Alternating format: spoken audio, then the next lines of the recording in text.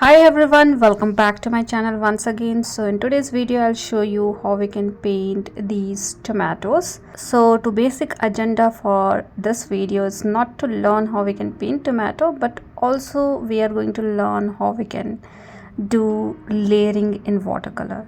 So before that, let's learn how we can draw a tomato so that you can draw your own tomato and you can make your own composition.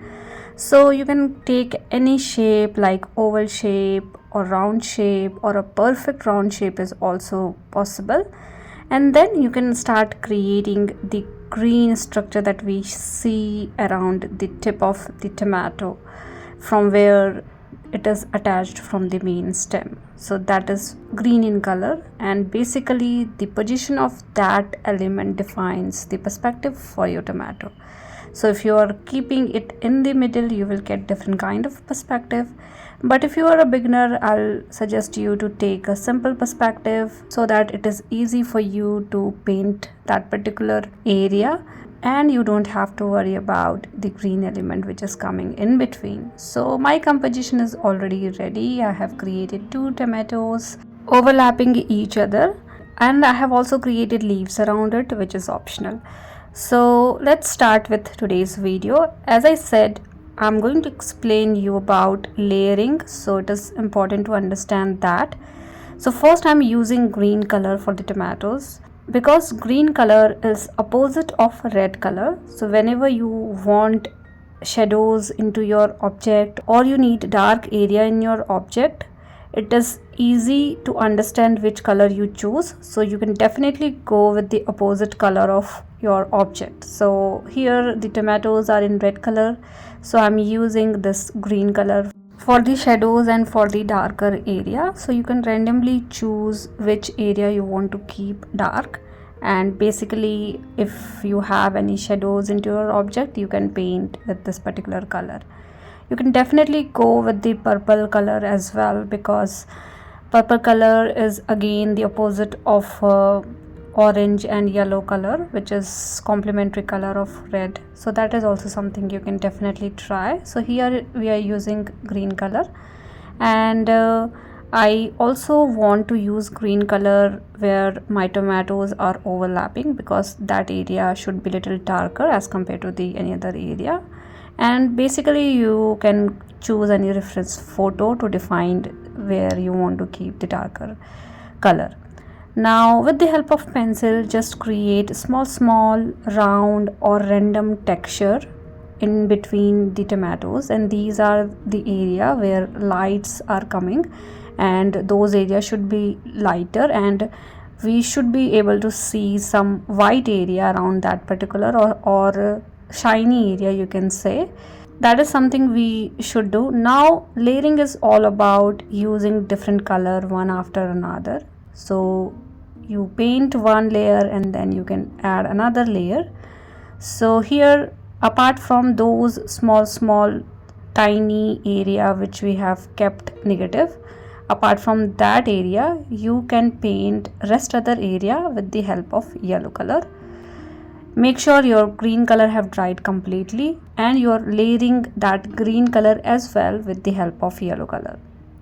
So apart from any other area which is not tomato, like sepals and the shadow area, you can paint rest other area with the help of yellow color. So I'm using lemon yellow color for the layering. So this is the second layer, and now you can see where we have used green color, that area is already very darker.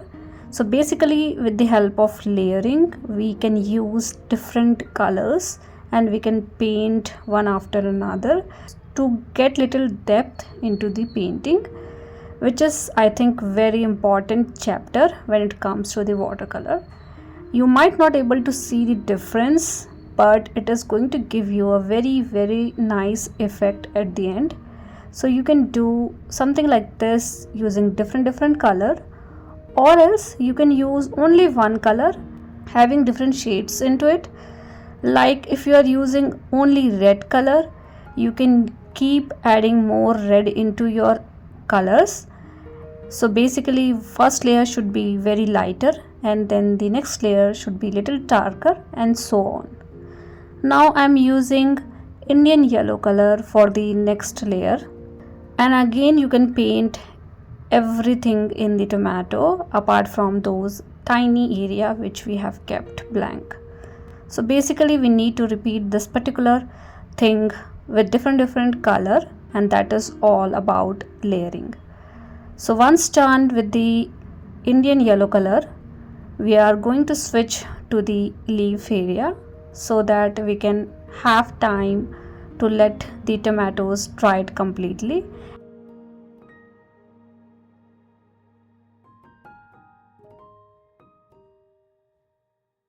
And as you can see, I have not painted the shadow area. Shadow area is still in the green color. So let it dry. Meanwhile, we can paint leaf. So for the leaf, I'm using blue color and yellow color. You can have your own kind of green shade. There are multiple ways to create different shades of green. So whatever green you like, you can create that kind of green, or you can directly use green color from your palette. Now when it comes to the leaf area, again you can do layering into the leaf area as well. So for the first layer, so I'm using this shade of green color, and you can simply go around the leaf area. We don't have to paint all the leaf throughout. You can have some negative space so that you can utilize different shade of green as well. And for the leaf, it is simple. You need a triangle kind of shape for the leaf. You can have little wavy pattern around the edge, or you can also have serration into it. Now we also have a very important element, which is sepals around the tomato. So make sure you're doing it carefully, because these elements are very tiny and it is also impacting our tomatoes as well. And that is why I have told you, if you keeping the sepals at the top of the tomato so that you don't have to worry about these things, it would be easier for you. So if you are a beginner, to start with, you can create a simple perspective of tomato.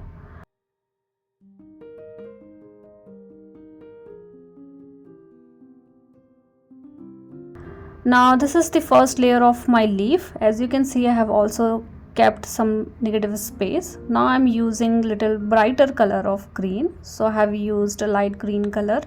I'm also using little bit of yellow into it to make it more vibrant, and then I'm going around the leaf area throughout.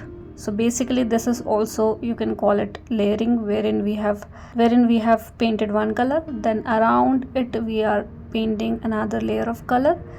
So let me paint all the leaves. Meanwhile, our tomatoes are also drying.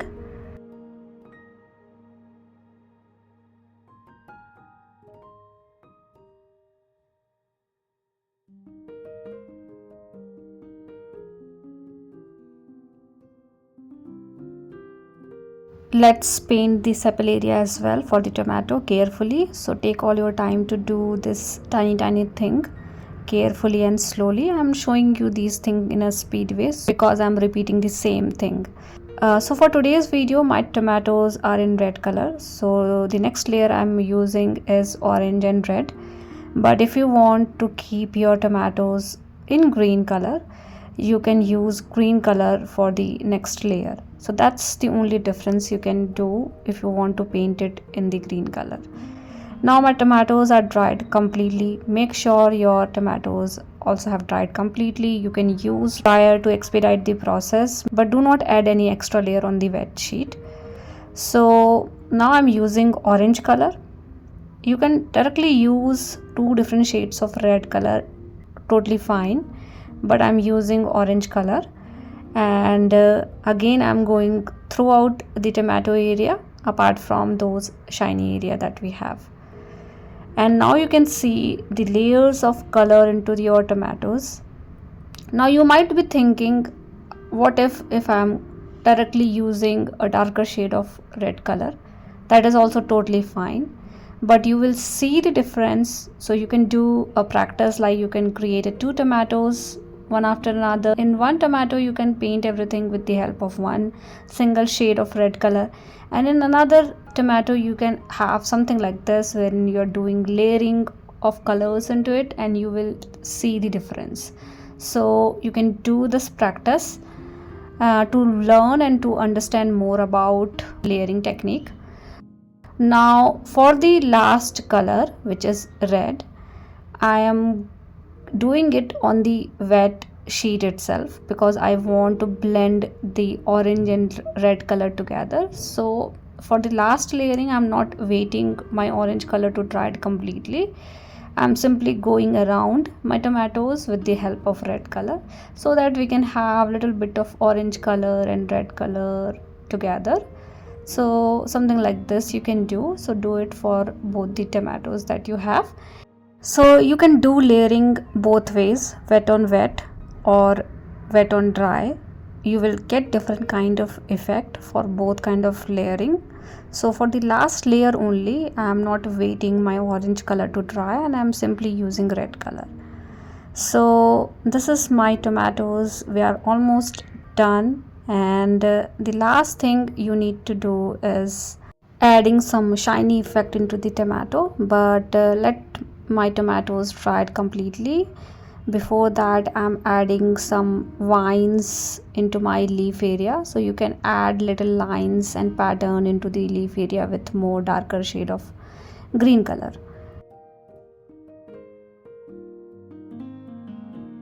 Now you can do the same thing for all the leaves. Now I'm using vibrant red color, and this is the last layer I want to do. Go around your tomato area.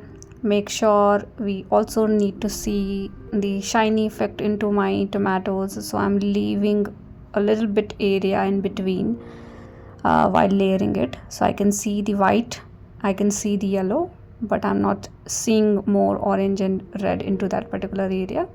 Repeat the same thing for another tomato as well, and then you can use black ball pen and you can create a line at one side of the tomato, keeping fine negative space so that it is gonna look like we are having some shiny effect around that area. So this is the easiest way to do something like this. With the help of dim brush, you can lift some color from in between tomatoes area. So to execute this process, make sure your sheet is dried and you are lifting some color with the help of dim brush. You are cleaning your brush again, drying it, and doing the same thing for the other area, and likewise you can have better shiny effect. And this is all about layering. I'm hoping this video is helpful for you guys, and please do let me know if you have any kind of feedback for me. And thank you so much for watching my videos. See you all in the next video.